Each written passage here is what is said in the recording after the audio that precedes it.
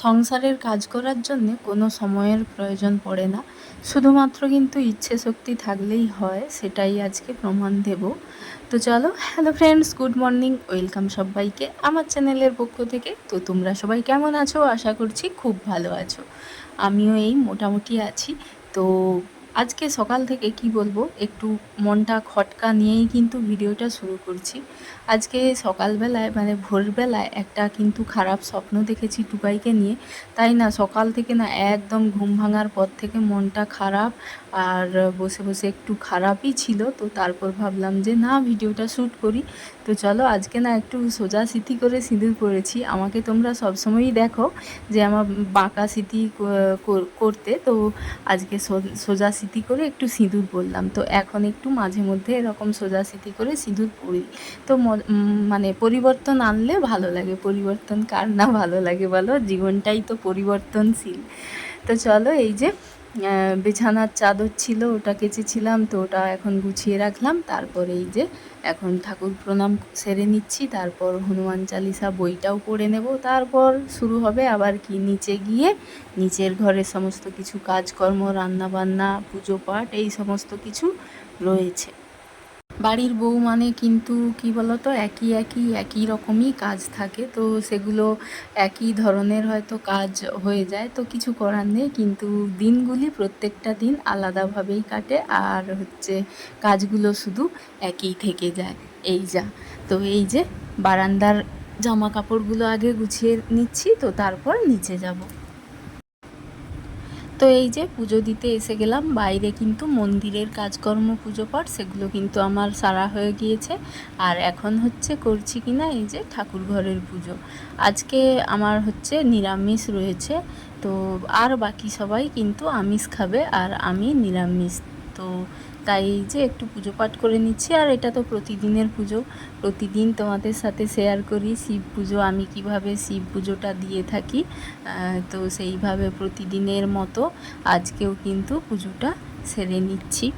আর আমি কেন প্রত্যেক দিন শিব পুজো করাটাই তোমাদের সাথে শেয়ার করি, তো আরও তো ঠাকুর রয়েছে, সেগুলো কিভাবে পুজো দিই সেটা আর ডিটেলসে খুব ভালো করে দেখাই না, এমনি সামনে থেকে দেখাই। আর শিব পুজোটা প্রতিদিন কিন্তু শেয়ার করি, কারণ এই শিব মানে ঠাকুরটা কিন্তু কোনো নর্মাল ঠাকুর নয়, এটা আমার স্বপ্নে পাওয়া ঠাকুর। তো তাই কিন্তু আমি আমার ঘরে এনেছি, আর এটা পুজোও দিই মন থেকে, আর খুব ভালোবেসে পুজোটা দিই। তো চলো, এরপর বাকি ঠাকুরগুলো পুজো সেরে নিই।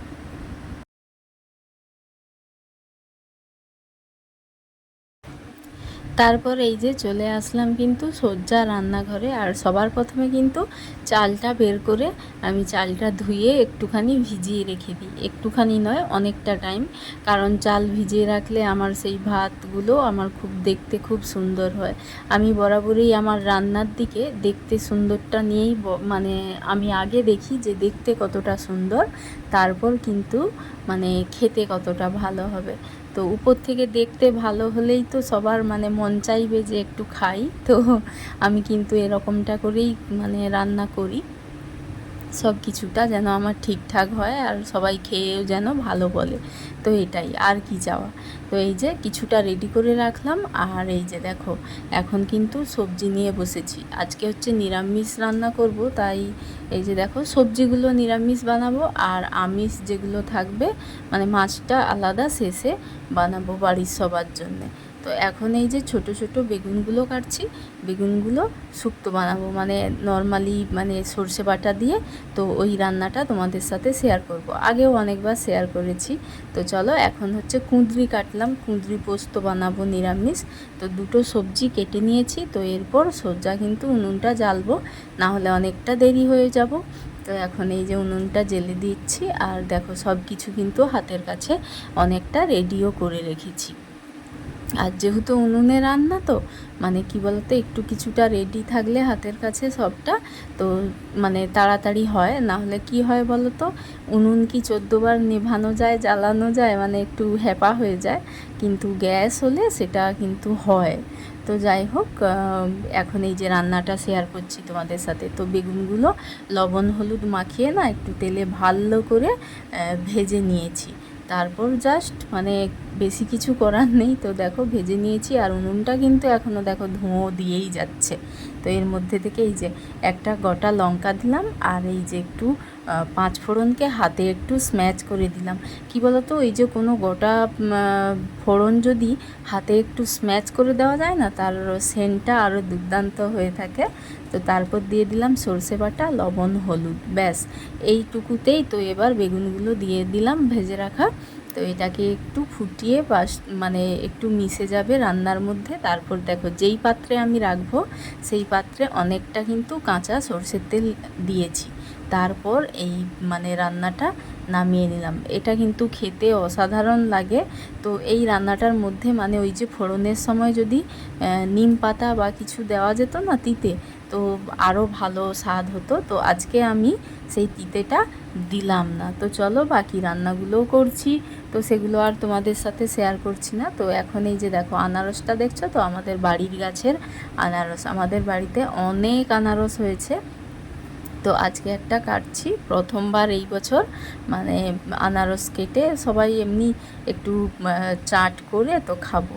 তো মোটামুটি একটা পেকেছে, খুব লাল করে পাকেনি, তাই ছোট দেখে একটা করলাম। আর আনারস কি বলো তো, দেখতে এত বড়, কিন্তু যখন সব বাদ দিয়ে কাটা হয় তো খুব একটা বেশি পাওয়া যায় না। তো দেখো আমার একটা আনারসে কয়েকটা পিস বেরিয়েছে।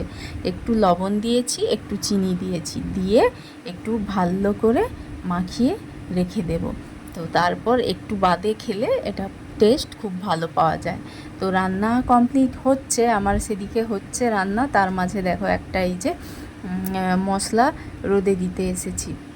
ছাদে এসে আমি তো পুরো অবাক। দেখো এখানে আরও একটা জিনিস, তো প্রতিদিন কিন্তু সকালবেলায় দেখতে পাই না, কিন্তু এই যে 10টার সময় এরকম টাইমে আসলে তো দেখতে পাই। কি বলো তো, এই যে এটার নাম তো 10টার ফুল না।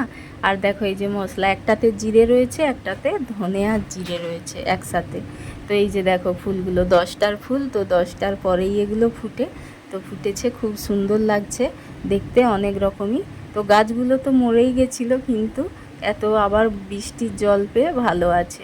তো এখানে দেখো আনারস খাওয়া চলছে বাপ বেটিতে মিলে। আর দেখো রান্নাগুলো আমার কমপ্লিট হয়ে গিয়েছে।